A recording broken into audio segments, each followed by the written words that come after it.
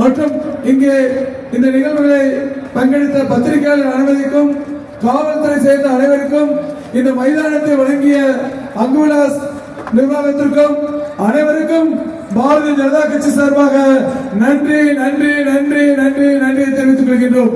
பாரத் மாதா கி. எல்லாரும் சேர் அப்படியே மடக்கி வைங்க, தூக்கி வைங்க.